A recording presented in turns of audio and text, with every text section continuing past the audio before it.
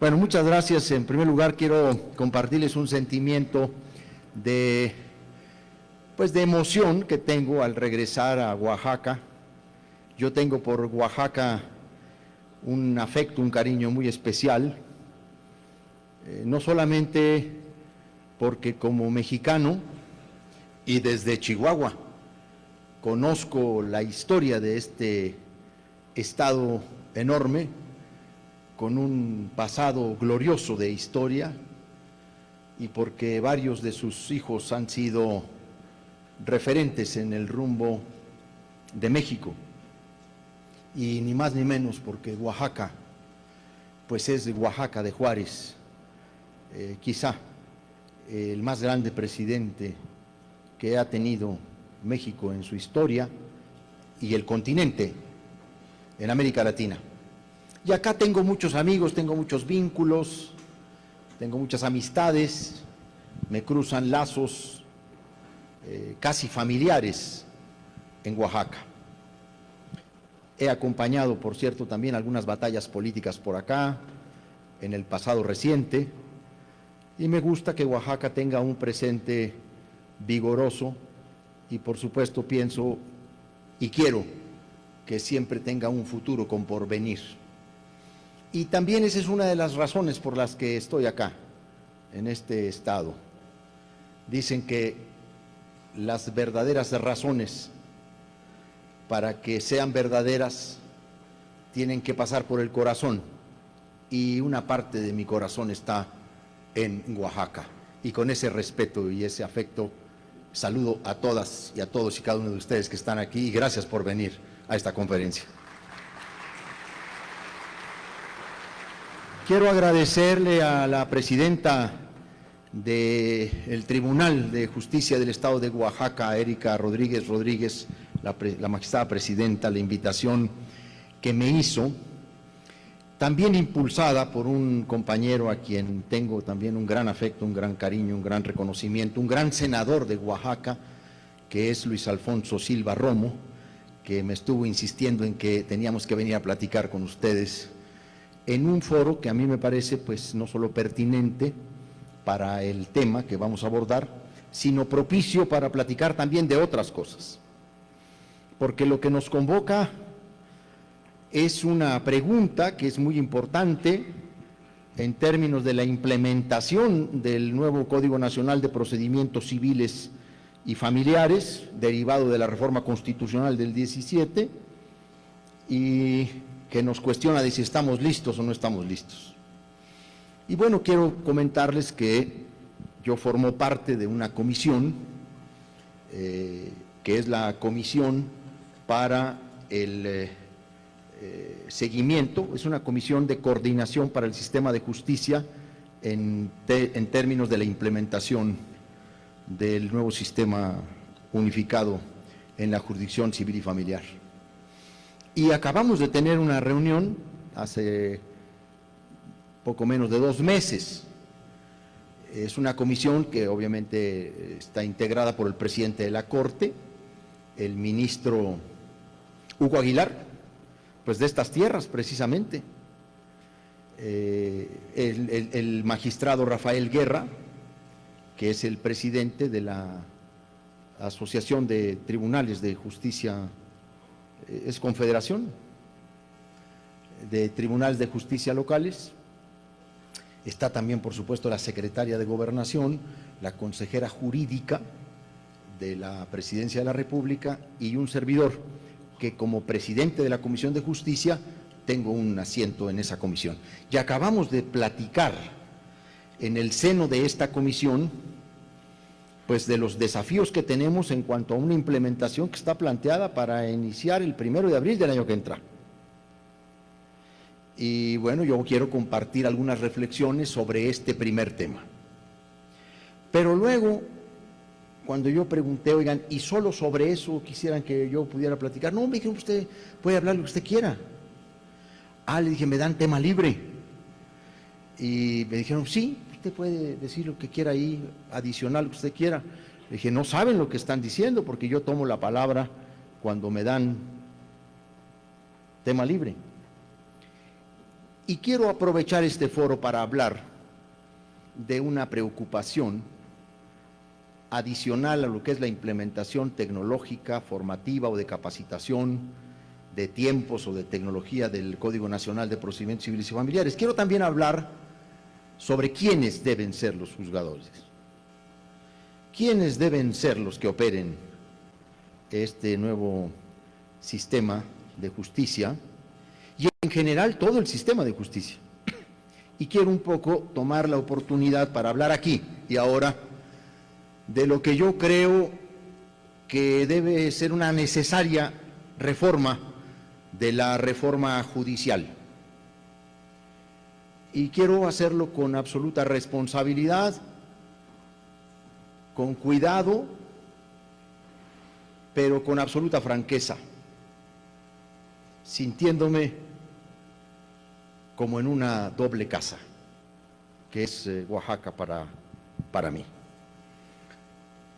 Voy a empezar por compartirles que el hecho de que hoy estemos en un diálogo como este, en un foro como este, es un momento propicio, es un momento oportuno, porque nos encontramos, diría yo, en un momento crucial del sistema de justicia en nuestro país.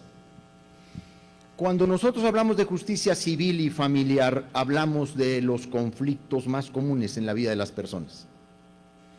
¿De qué hablamos cuando hablamos de estas dos jurisdicciones? Hablamos de familia, hablamos de patrimonio, hablamos de obligaciones, hablamos de propiedad.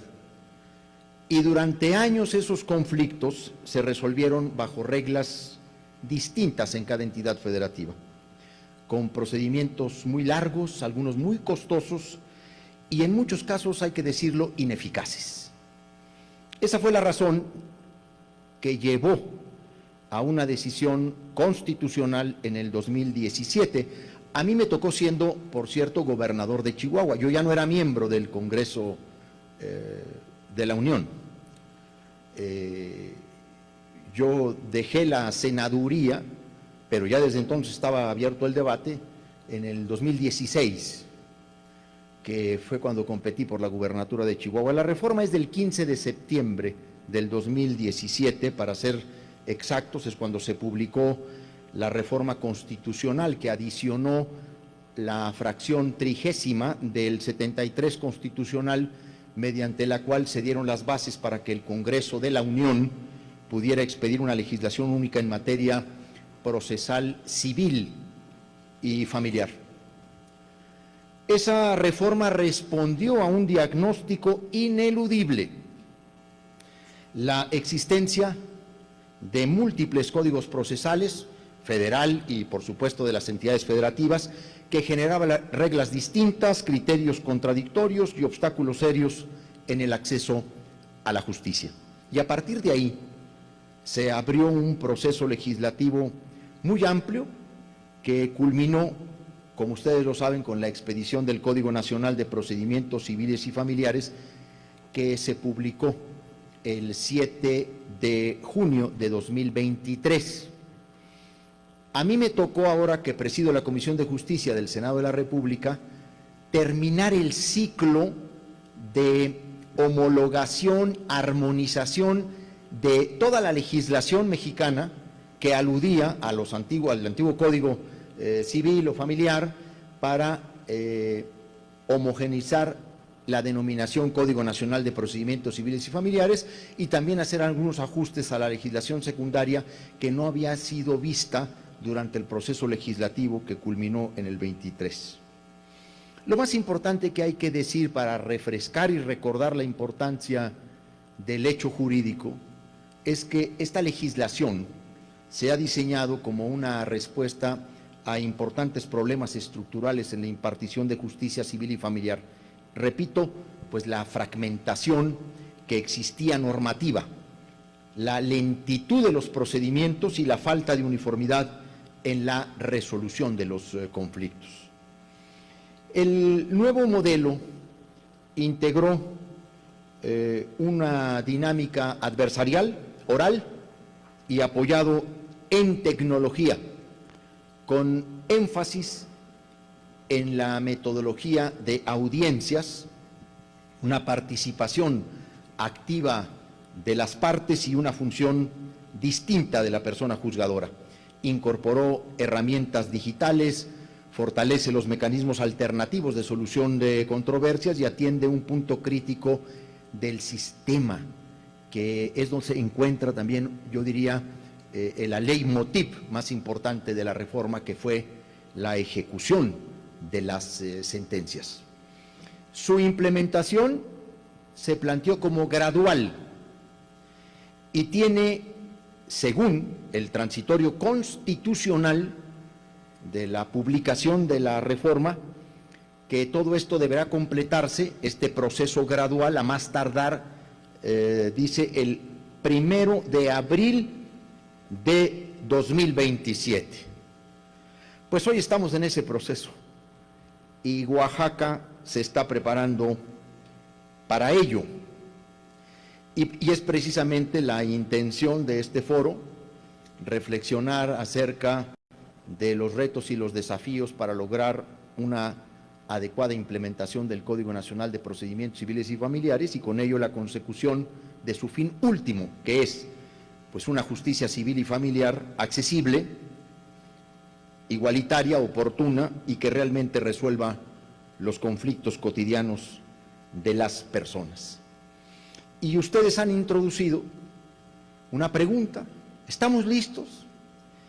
Pues debo decirles que en la reciente comisión que acabamos de tener en esta reunión que nos convocó el ministro Aguilar, se dio un informe por parte del magistrado Rafael Guerra, que expuso en un informe muy detallado sobre la implementación en los poderes judiciales de las entidades federativas. Él preside esta Confederación de Poderes Judiciales Locales, en donde dio datos que son muy reveladores. Y además, él lo hizo bajo un estudio muy riguroso, porque Guerra ha sido uno de los grandes impulsores de esta reforma, ha sido uno de los grandes operadores, vamos a decir, de esta reforma, no solamente en su parte funcional, sino también conceptual. Y ahí se dieron unos datos que a mí me llamaron la atención. Señaló que 3 entidades federativas llevan el 70% de implementación, 9 entidades federativas llevan más del 60% de avance, 3 entidades federativas llevan un avance mayor al 50%, 3 un avance del 50% y 14 entidades federativas un avance menor al 50%. Pero luego se compartió una información muy delicada y muy grave. Ningún Congreso estatal, aquí estoy incluyendo con el debido respeto a los compañeros diputados, ningún Congreso estatal ha destinado presupuesto a esta implementación. Y debo recordar aquí, por cierto, ojalá que quienes son los tomadores de decisiones se hagan cargo de esta observación, no solamente no se han destinado recursos en ningún Congreso estatal, sino hay todavía poderes judiciales locales que siguen teniendo un enorme retraso y rezago en términos de sus percepciones salariales. Oaxaca es una de las entidades en donde su poder judicial tiene las remuneraciones más bajas para jueces y magistrados. Y este es un pésimo mensaje para la impartición de justicia. Están casi el 50% abajo del promedio nacional. Y está bien la austeridad republicana, pero los jueces y magistrados deben ganar por lo menos el promedio para que la impartición de justicia no esté al vaivén de los intereses económicos que a veces le toca resolver. Esto es fundamental.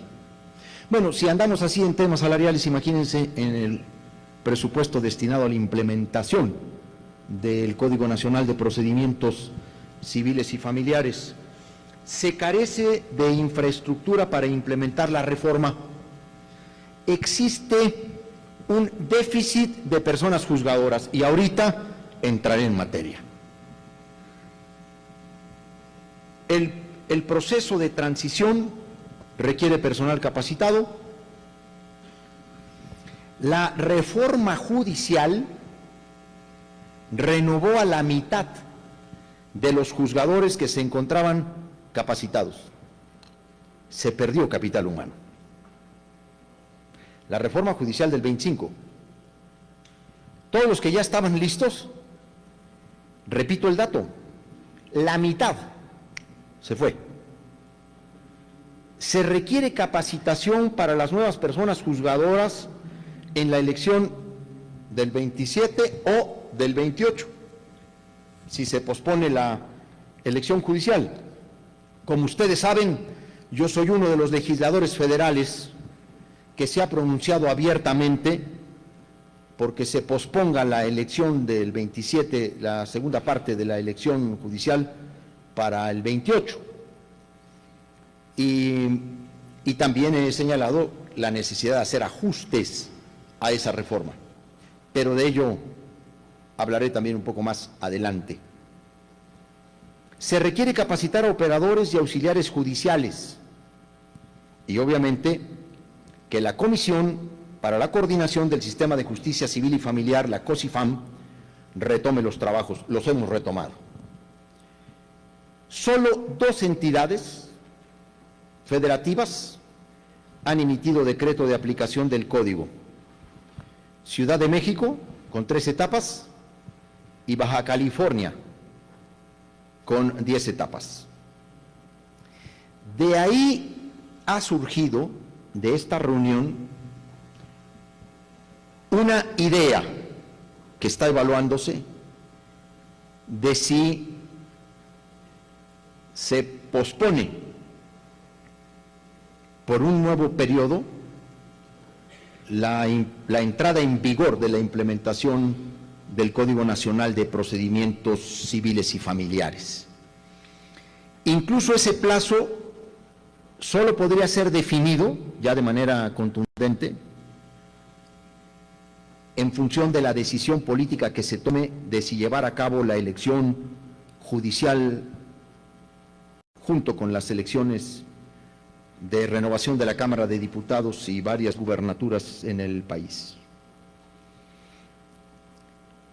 Es muy importante decir que el Código Nacional lo que busca atender la manera problemática en que se tramitan y resuelven los conflictos. Lo que busca fundamentalmente atajar son los formalismos excesivos, los tiempos prolongados, la falta de uniformidad que genera incertidumbre. Pero hay otra dimensión igualmente problemática. ¿Quién resuelve esos conflictos y en qué condiciones? Porque ningún diseño procesal, por más sofisticado, por más serio, consistente que sea, va a funcionar sin instituciones sólidas. Es ahí donde la discusión se amplifica y es ahí donde yo quiero aprovechar para reflexionar en uno de los desafíos de mayor calado para esta y para cualquier otra reforma legal en la administración de justicia: la selección de las personas juzgadoras que habrán de operar este nuevo modelo de justicia. Ya está el dato claro: más de la mitad de las personas que estaban capacitadas fueron renovadas en la elección. Se perdió el capital humano experimentado, con conocimiento, formado, capacitado. Bueno, imagínense que nos vayamos al 27 con esta elección. Otra vez, no sé cuánto vamos a perder de los capacitados, de los formados. Por eso quiero aprovechar este foro, espero no echárselos a perder. No te vayas a meter en problemas, Presidenta. Pero si te preguntan quién fue, tú diles que fue Luis Alfonso Silva Romo. Yo quiero hablar de la reforma judicial. Yo estoy consciente de las circunstancias históricas en las que se produjo esta reforma estructural en el sistema constitucional mexicano y en materia del sistema de justicia. El primer proceso electoral judicial representó un ejercicio institucional sin precedentes en la historia, no solo de México, del mundo, literalmente del mundo, no solo del continente. Y en el proceso electoral extraordinario del 2024 a 2025 se eligieron aproximadamente 881 cargos en el Poder Judicial Federal, obviamente incluyendo los ministros de la Suprema Corte de Justicia de la Nación, integrantes del Tribunal Federal Electoral, del Tribunal Electoral del Poder Judicial de la Federación, los del Tribunal de Disciplina Judicial, por supuesto magistrados de circuito, jueces de distrito. Pero a ello se sumaron cerca de 1.800 cargos judiciales en los poderes judiciales de las entidades federativas. Nunca antes en nuestro país se había intentado renovar en un solo proceso una porción tan amplia del sistema de justicia. No existe antecedente comparable en nuestra historia institucional. Y yo entendí el momento histórico en el que se produjo la reforma. Incluso, pues no solamente la voté a favor, defendí como un hecho no solo jurídico, sino político, dar esa estrujada al Poder Judicial federal y de nuestras entidades federativas. Y debo decir que entendí el momento de transición en el que se producía esta reforma, que había sido pensada, planeada por el presidente López Obrador en el marco de una relación no solo compleja, sino a veces perturbadora, con algunos jueces, magistrados, y no se diga con casi la totalidad de los integrantes de la Suprema Corte de Justicia de la Nación, pero que luego la presidenta electa, la doctora Claudia Sheinbaum, pues asumió, defendió y ejecutó, haciéndonos cargo de un momento de transición muy importante, no entre partidos, sino entre dos etapas de un mismo movimiento político que reformuló los términos de la relación con el Poder Judicial.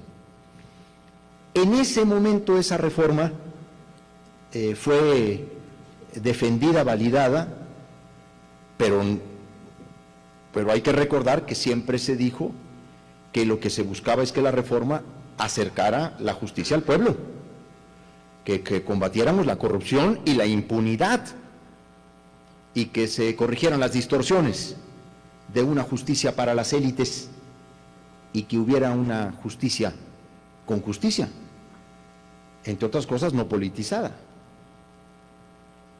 Por eso he venido afirmando que naturalmente un proceso de esta envergadura pues enfrentó importantes desafíos. Hoy, a un año de su implementación, lo responsable es reconocer que esta primera experiencia deja lecciones importantes que debemos analizar con seriedad y sin tapujos.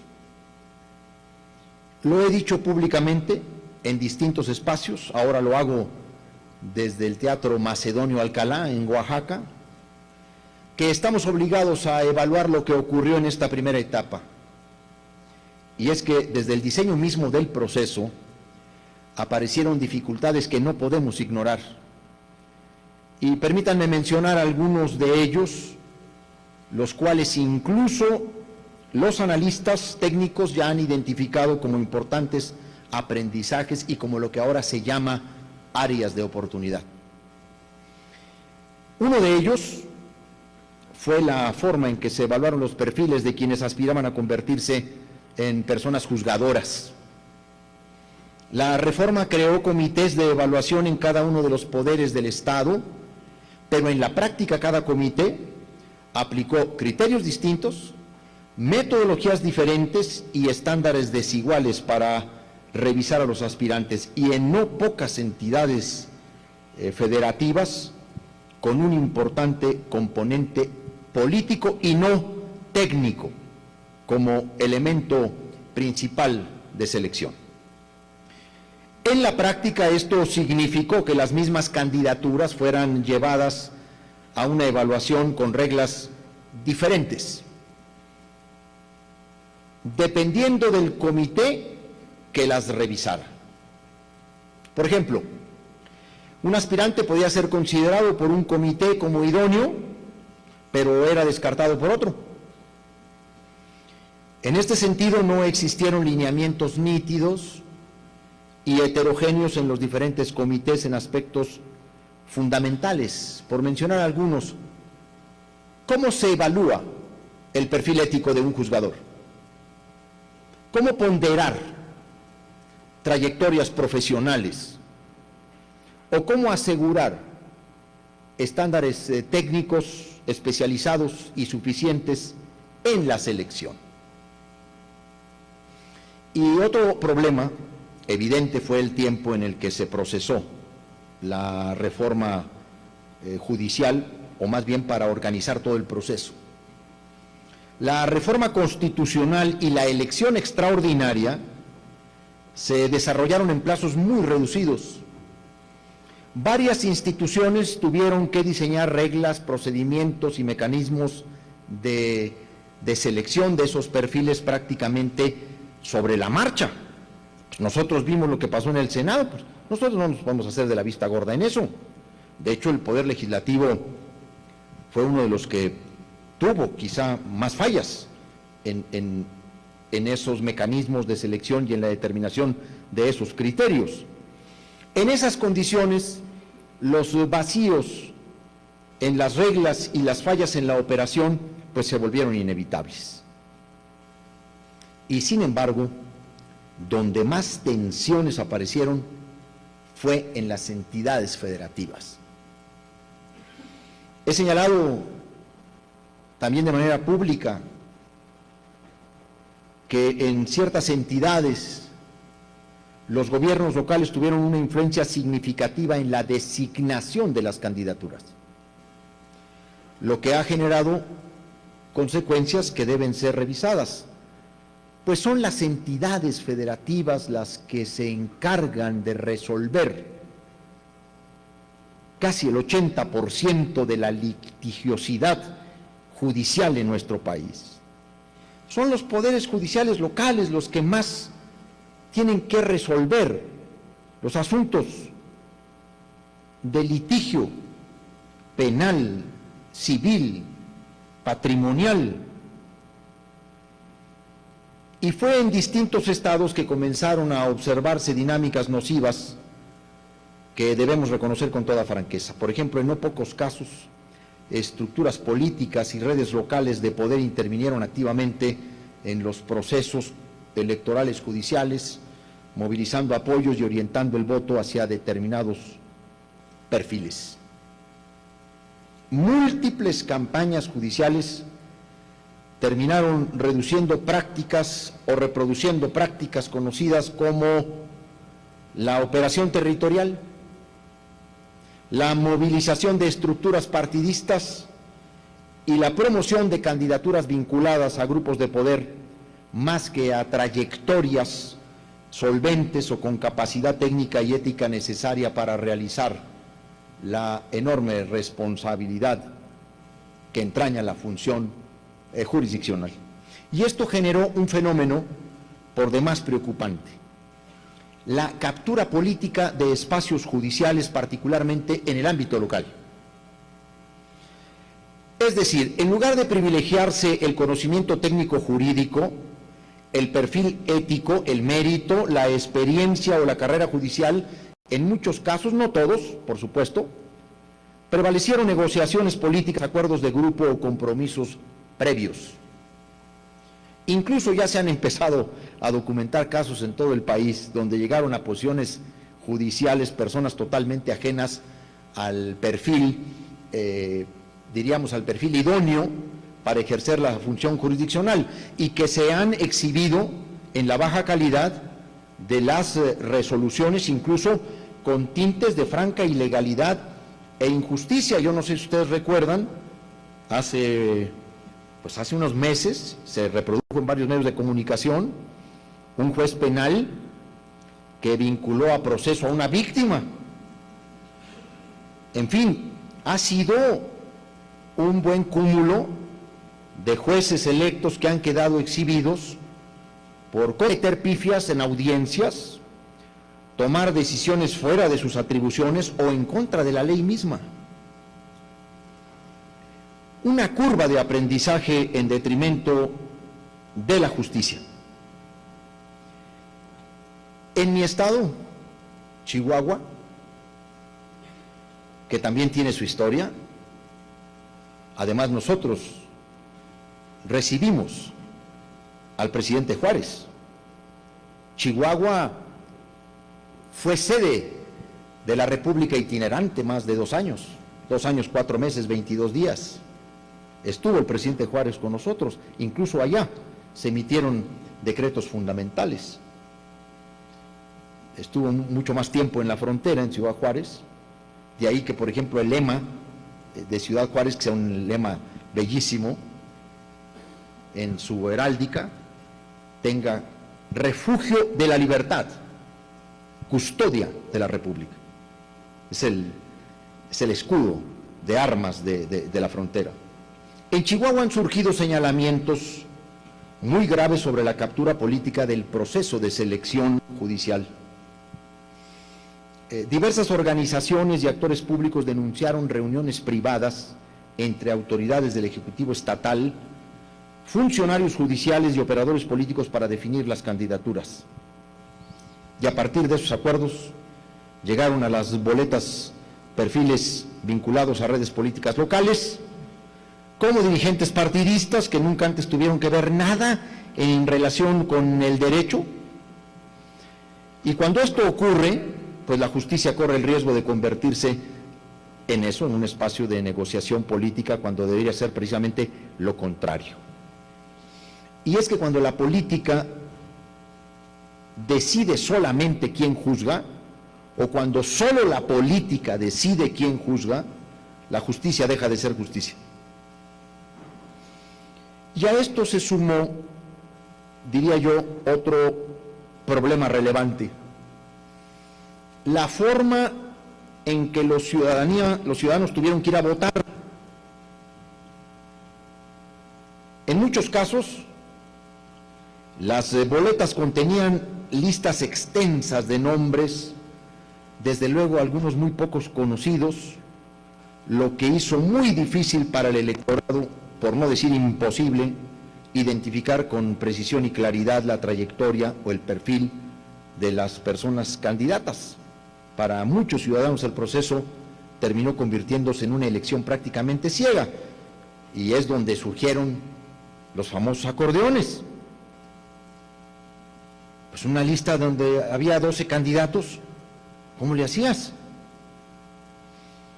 Incluso algunos mecanismos utilizados durante la fase de selección, como los sorteos o los procedimientos de insaculación, pues terminaron excluyendo a perfiles con mayor experiencia o preparación técnica, mientras abrían espacio a candidaturas improvisadas. Todo ello ha contribuido, y disculpen la expresión, a un abaratamiento de la figura judicial, donde el prestigio y la preparación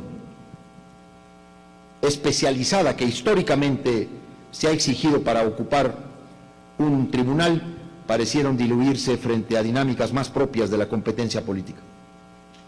Y a lo anterior, a todo lo que he dicho, se suma el desgaste que ha vivido el propio aparato judicial, la incertidumbre laboral, lo que es el debilitamiento de la carrera judicial, que ese es un tema innegable, las condiciones institucionales que han afectado el funcionamiento cotidiano de juzgadores y de juzgados y tribunales, entre otros aspectos problemáticos que por cuestiones de tiempo también ya no voy a poder abordar, porque entiendo que tengo ya 10 minutos más, una cosa así, ¿no? ¿Qué tiempo tengo? Perfecto, muchas gracias. Voy a saltarme algunas otras observaciones, porque quiero insistir que estamos obligados a evaluar lo que ha ocurrido en este primer año de implementación, no para negar la reforma, también soy enfático, sino para fortalecerla. Incluso desde el propio gobierno federal se ha reconocido que se trató de una experiencia compleja y perfectible. Yo quiero recordar que pasando el proceso electoral judicial, nuestra propia titular de la Secretaría de Gobernación, Rosa Isela Rodríguez, señaló que el proceso debería revisarse para identificar qué aspectos pueden mejorarse y qué elementos requieren de correcciones, y yo estoy en esa misma sintonía. La propia Presidenta de la República lo ha dicho.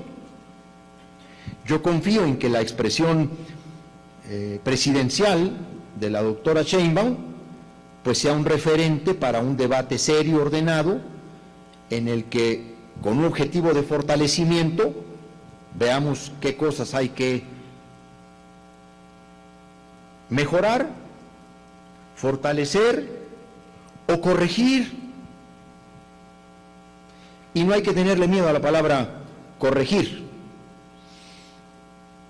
Otras voces en este mismo sentido ya se han expresado en la propia Suprema Corte de Justicia de la Nación. Hay una entrevista impecable, publicada recientemente a la ministra Yasmín Esquivel, donde delinea preocupaciones reales frente al modelo electoral que se produjo. Hay expresiones de compañeros diputados, de compañeros senadores, y a mí me parece una postura sensata. Las reformas institucionales de esta magnitud no se consolidan de inmediato, se van corrigiendo a partir de la experiencia. Lo importante ahora es aprender de lo que ocurrió en esta primera etapa, porque el objetivo de fondo sigue siendo el mismo: garantizar que quienes integran el Poder Judicial tengan independencia, preparación técnica y compromiso con la justicia. Si logramos corregir las fallas detectadas y fortalecer los mecanismos de selección, la reforma podrá cumplir la promesa que la motivó desde el inicio y que se dijo una y otra vez: acercar la justicia a la gente y recuperar la confianza ciudadana en los juzgadores, en los tribunales. Entonces, reconocer las dificultades de esta primera etapa no significa renunciar a la reforma, significa corregir aquello que no funcionó y fortalecer aquello que sí puede servir al país. Y por eso, desde Oaxaca, me permito compartir algunas de las propuestas que hoy se discuten en diversos foros especializados tendientes a fortalecer la reforma judicial y que yo comparto. Si algo ha dejado claro este primer proceso es que el punto más delicado de la reforma está en la selección de quienes aspiran a ejercer la función jurisdiccional. En efecto, uno de los principales problemas observados fue que los filtros actuales permitieron el acceso a candidaturas y después a los tribunales de personas sin la preparación técnica suficiente o con trayectorias ajenas a la función judicial, y en no pocos casos con un perfil eminentemente político y partidista. Por ello, una eventual revisión de la reforma debe concentrarse en fortalecer y blindar el proceso de evaluación de aspirantes, de manera que se garantice la idoneidad profesional, ética y técnica de estos cargos. Diversas propuestas que han surgido desde la academia, la judicatura y la sociedad civil apuntan precisamente en esa dirección. Yo en sus trazos generales, pero sobre todo en sus propósitos, las comparto.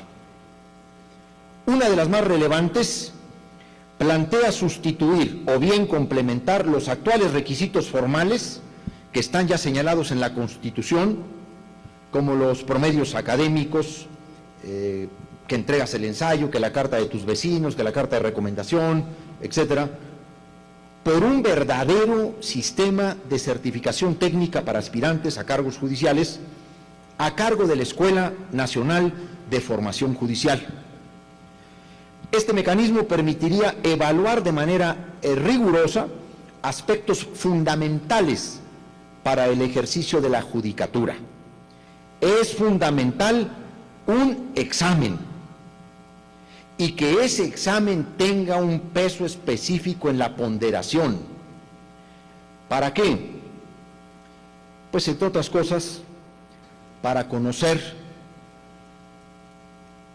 el razonamiento jurídico de quienes aspiran a ser juzgadores, la interpretación constitucional, la perspectiva de derechos humanos, el conocimiento del derecho procesal, la comprensión de los factores socioeconómicos de las personas justiciables,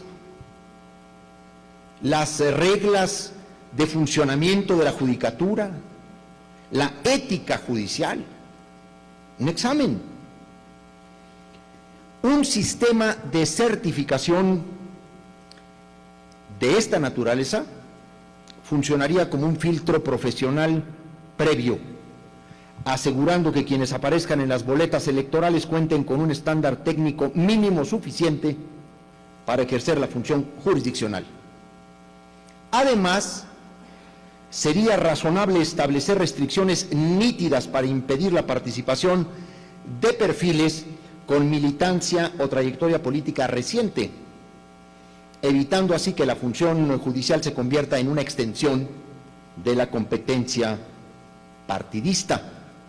Incluso yo creo que esto empieza desde la integración de los comités de evaluación y que no se requiere de 3 comités de evaluación, pues en todo caso debería requerirse de uno solo, en el ámbito federal como en los estados, y que ahí participen también personas que no estén vinculadas al gobierno, porque, por ejemplo, uno de los grandes errores en la conformación, por ejemplo, del comité de evaluación del Poder Ejecutivo en el pasado proceso, es la incorporación de un personaje o de una persona del propio aparato del Poder Ejecutivo en ese comité de evaluación, porque entonces ya empieza uno a desvirtuar los criterios o los principios.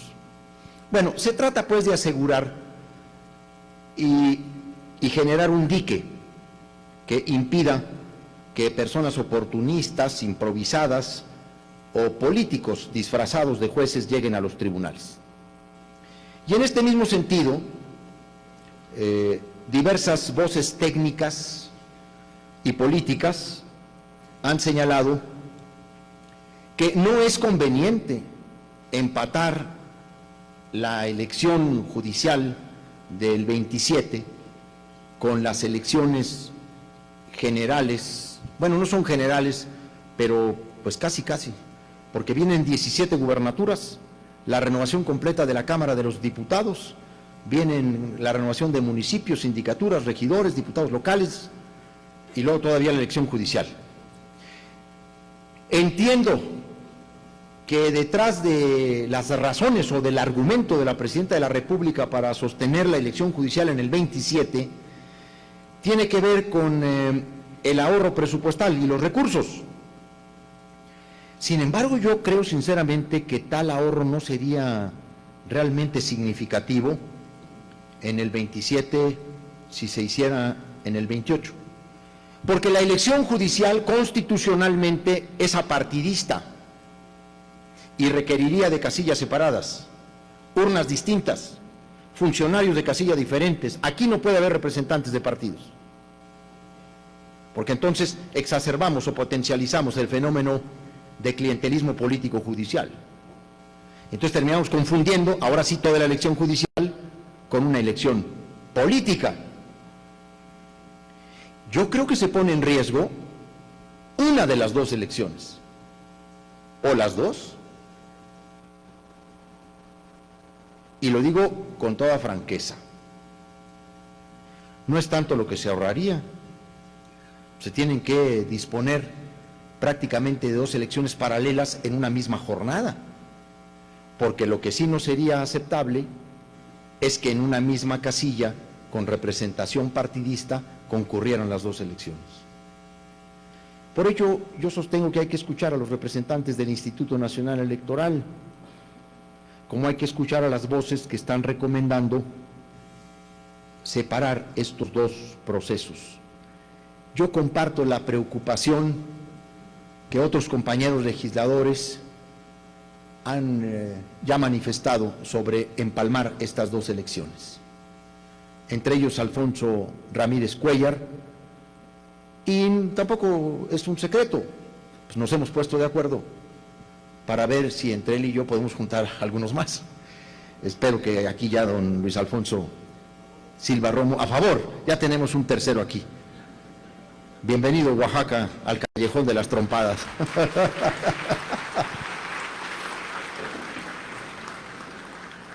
La experiencia de este primer proceso ha dejado algo evidente, y con esto quiero concluir esta ya larga intervención. El país necesita tiempo para corregir estas reglas, para fortalecer los mecanismos de evaluación y para asegurar condiciones institucionales adecuadas para la selección de candidaturas. La oportunidad de recalendarizar la siguiente elección judicial hasta 2028 daría la oportunidad de diseñar adecuadamente el sistema de certificación de aspirantes, establecer reglas nítidas para todos los actores involucrados y reducir los riesgos de politización del proceso. ¿Y por qué no? Dar la oportunidad a un debate a fin de ajustar normativamente y constitucionalmente la reforma judicial. No se trata de frenar la reforma, se trata de consolidarla y consolidarla bien. Y también resulta indispensable fortalecer la carrera judicial.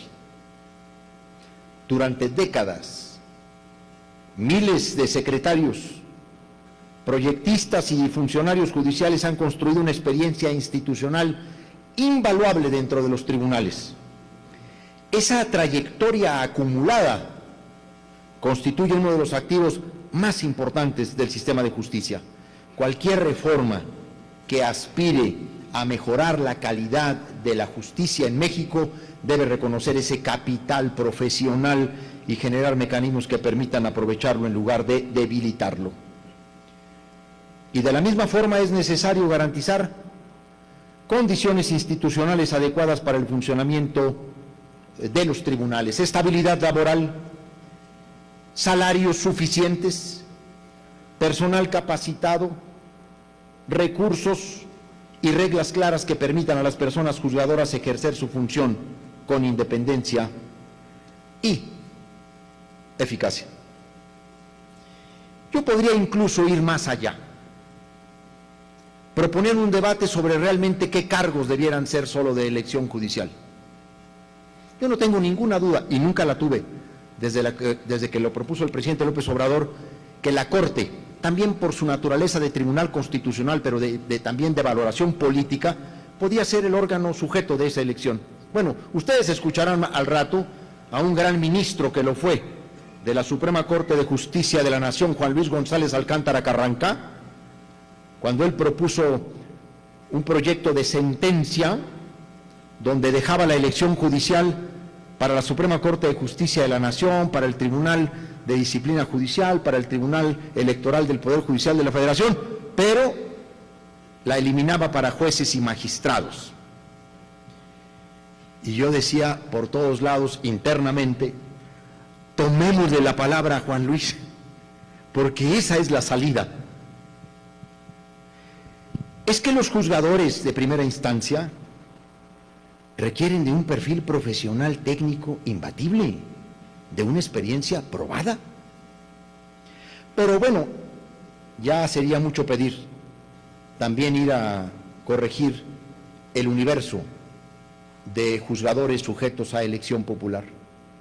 Si nos concentramos en los comités de evaluación, no solamente vamos a tener una mejor implementación del sistema unificado en materia de jurisdicción familiar y civil, con el nuevo Código Nacional de Procedimientos, lo tendríamos de todo el sistema judicial. Estoy convencido de ello, porque la reforma debe cumplir el objetivo para el que nació: brindar justicia a las personas. Si no hacemos esos cambios, vamos a tener problemas y dificultades para cumplir con ese objetivo constitucional. Bueno, por su atención, muchas gracias.